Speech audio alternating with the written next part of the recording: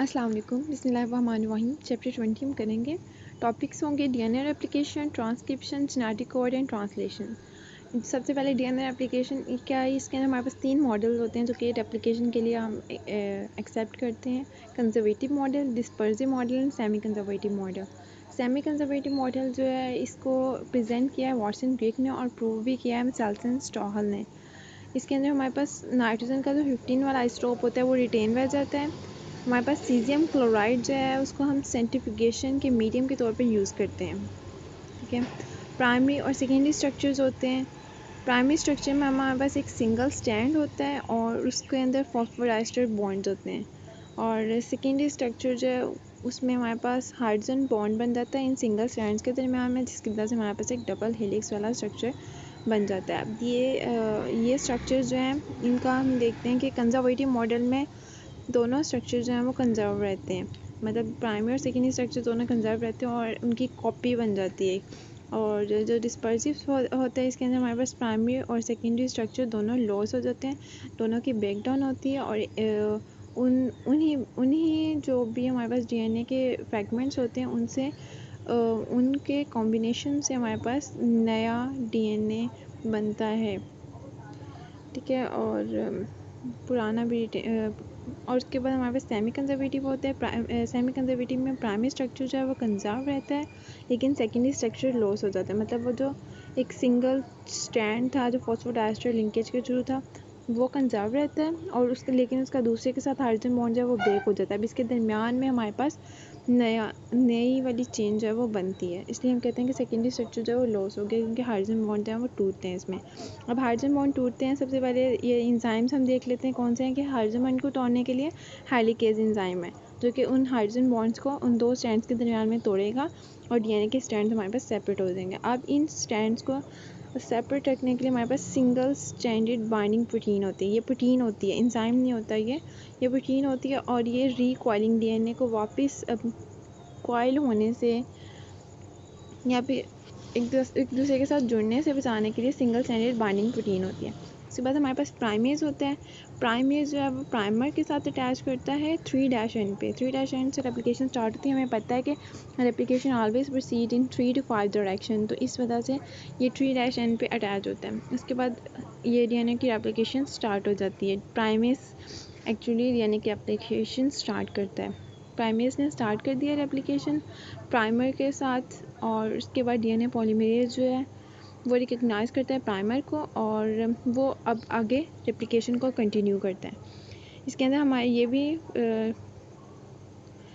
हमारे पास कंस्ट्रक्ट होती है 5 to 3 डायरेक्शन में। हमारे पास जो 3' एंड है वो यूज़ होना है प्राइमर का, मतलब जो पिछला स्टैंड था उसका, और जो रेप्लिकेशन है वो 5 to 3 डायरेक्शन में होनी है। 1000 से 2000 न्यूक्लियोटाइड्स एक सेकंड में हमारे पास जो है वो डीएनए पॉलीमरेज जो है वो बनाएगा। उसके बाद डीएनए पॉलीमरेज 1 होता है। डीएनए पॉलीमरेज का काम प्रूफ रीडिंग में होता है। वो चेक करता है कि डीएनए स्ट्रैंड में कोई न्यूक्लियोटाइड्स जो हैं वो हमारे पास ख़राब तो नहीं लग गए हैं, उनको चेक करता है और रिप्लेस करता है प्राइमर को डीएनए न्यूक्लियोटाइड्स के साथ। मतलब प्राइमर जो होता है वो आरएनए का सीक्वेंस होता है तो उसको रिप्लेस करता है डीएनए के सीक्वेंस के साथ।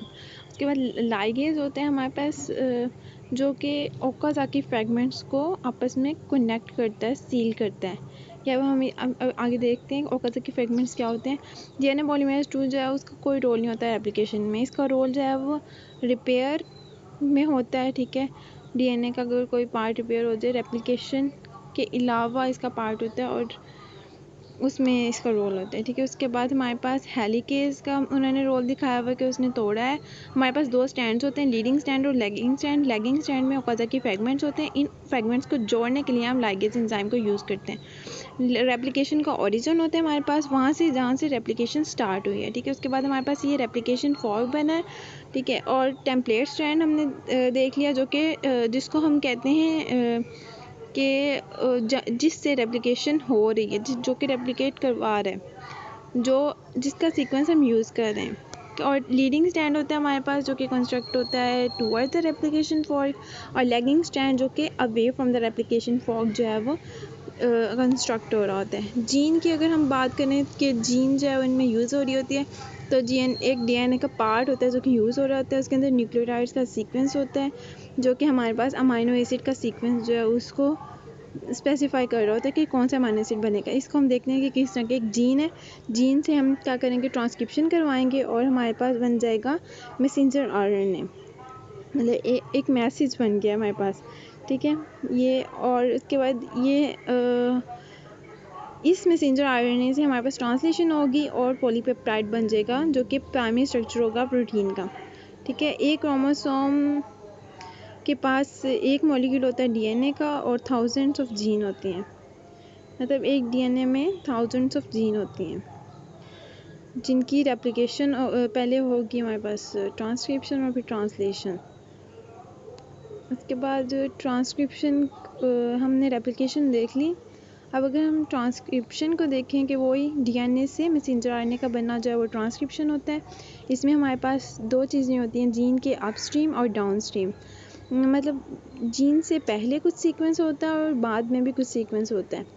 अब हमारे पास जो स्टार्ट पॉइंट है वो प्रोमोटर साइट है, ठीक है।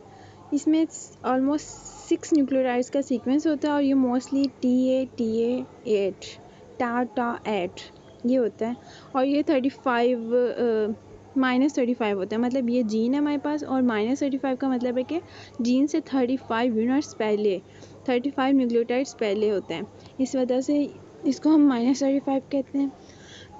यहाँ से हमारे पास स्टार्ट पॉइंट होता है या फिर प्रोमोटर साइट होती है। ये देखिए जैसे हमने यहाँ पे दिखाया भी हुआ है कि P35 जो है वो हमारे पास प्रोमोटर है और ये -35 है कि मतलब 35 न्यूक्लियोटाइड्स पहले है। उसके बाद एंड पॉइंट की अगर हम बात करें तो एंड पॉइंट पे स्टॉप सिग्नल होता है।